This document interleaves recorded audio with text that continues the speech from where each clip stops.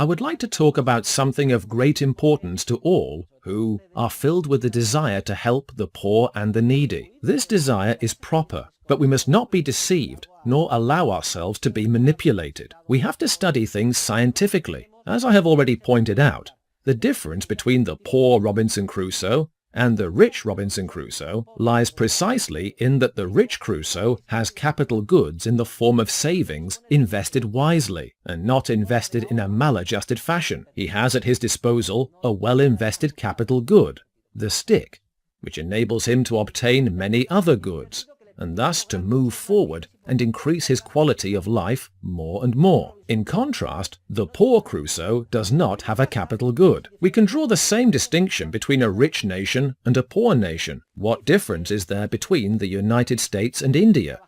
Is it that in India people work less and are therefore poorer? No. People in India work as much as people in the United States, if not more. Is it that the people of India have less technological know-how than the Americans or the Swiss? No, they have the same. In fact, Indian technicians are the best in the world. The difference between a wealthy nation and a poor nation lies exclusively in one thing.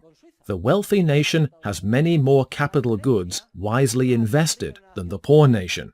In India, farmers are still using 2 cows and a Roman plough, while in the United States, a man with a tractor and a computer achieves 1,000 times as much as an Indian worker.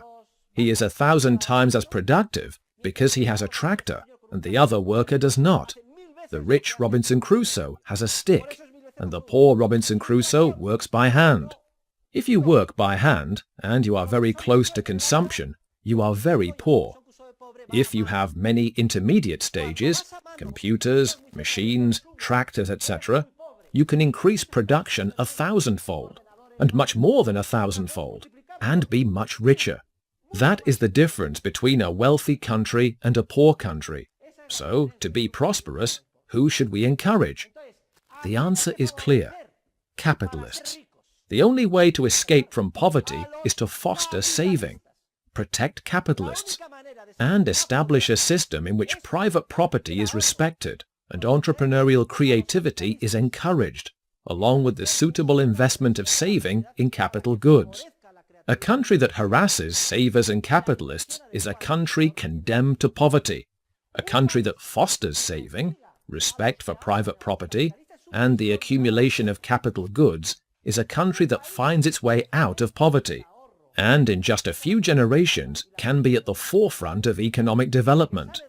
Notice that we live in a world completely inundated with demagogy. What do we hear?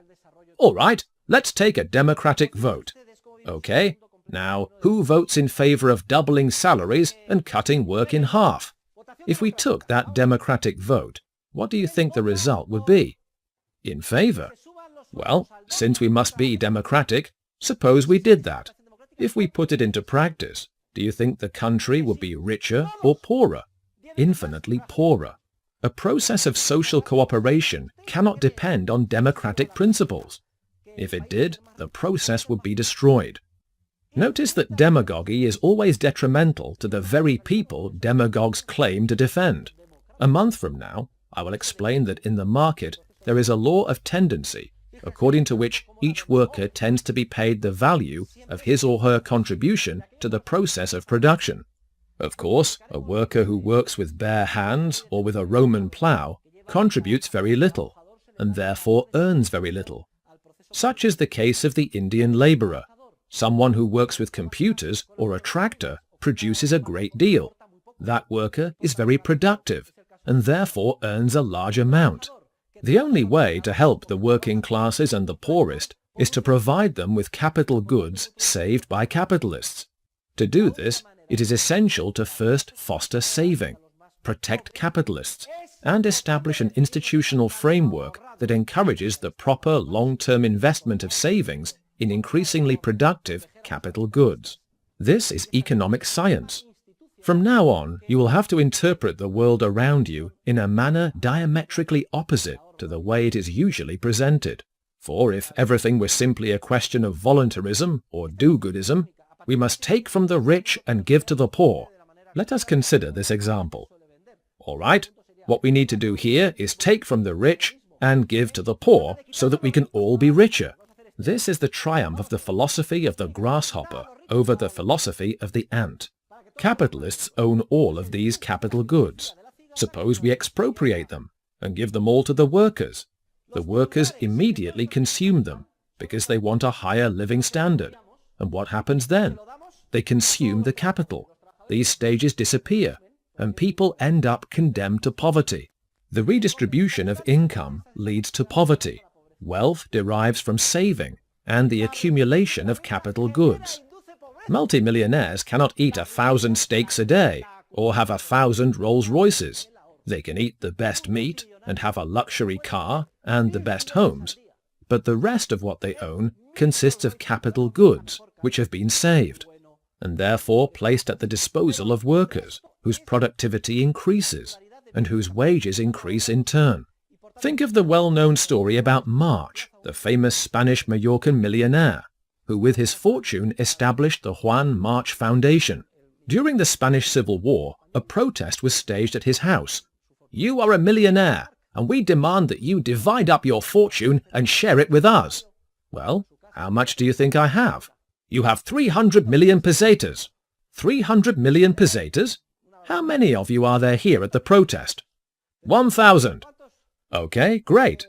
If we divide 300 million pesetas among 30 million Spaniards, each one gets 10 pesetas. Give each of the 1,000 protesters 10 pesetas and ask them to leave.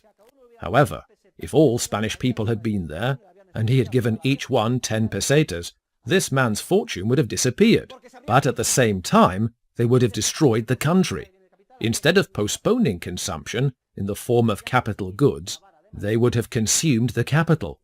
They would have consumed the wooden stick, and their future living standard would have dropped as a result.